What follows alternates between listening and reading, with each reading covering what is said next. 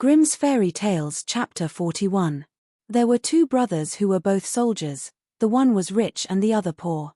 The poor man thought he would try to better himself, so, pulling off his red coat, he became a gardener, and dug his ground well, and sowed turnips.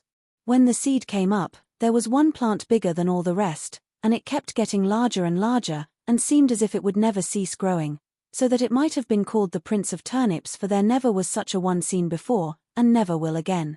At last it was so big that it filled a cart, and 2 oxen could hardly draw it, and the gardener knew not what in the world to do with it, nor whether it would be a blessing or a curse to him. One day he said to himself, "What shall I do with it? If I sell it, it will bring no more than another, and for eating, the little turnips are better than this.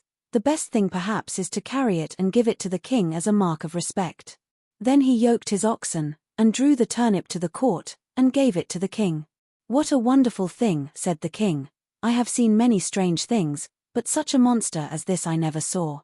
Where did you get the seed? Or is it only your good luck? If so, you are a true child of fortune." "Ah, no," answered the gardener, "I am no child of fortune. I am a poor soldier, who never could get enough to live upon, so I laid aside my red coat, and set to work, tilling the ground. I have a brother, who is rich, and your majesty knows him well, and all the world knows him, but because I am poor, everybody forgets me." The king then took pity on him, and said, "You shall be poor no longer. I will give you so much that you shall be even richer than your brother."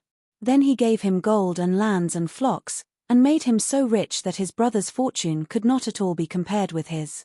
When the brother heard of all this, and how a turnip had made the gardener so rich, he envied him sorely, and bethought himself how he could contrive to get the same good fortune for himself.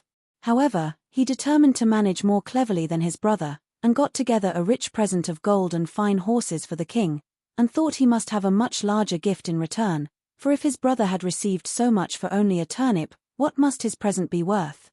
The king took the gift very graciously, and said he knew not what to give in return more valuable and wonderful than the great turnip, so the soldier was forced to put it into a cart, and drag it home with him.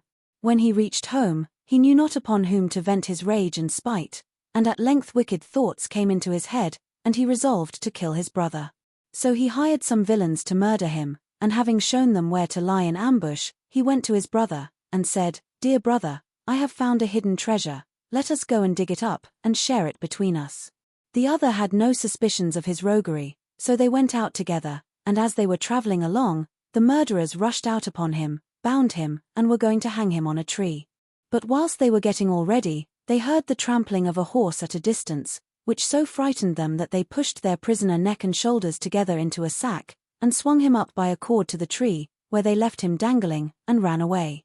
Meantime he worked and worked away, till he made a hole large enough to put out his head. When the horseman came up, he proved to be a student, a merry fellow, who was journeying along on his nag, and singing as he went.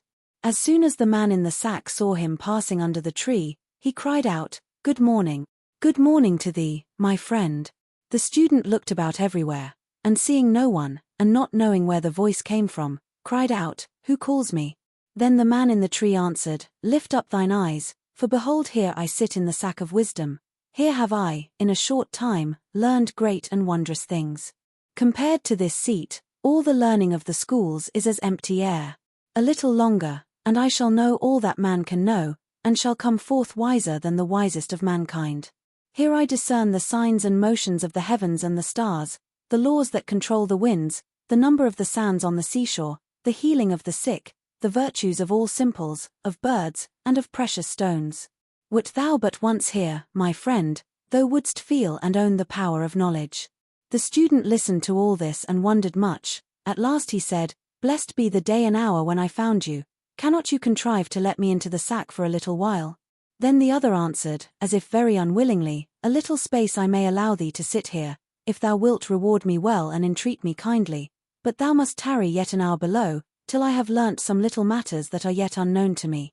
So the student sat himself down and waited a while, but the time hung heavy upon him, and he begged earnestly that he might ascend forthwith, for his thirst for knowledge was great.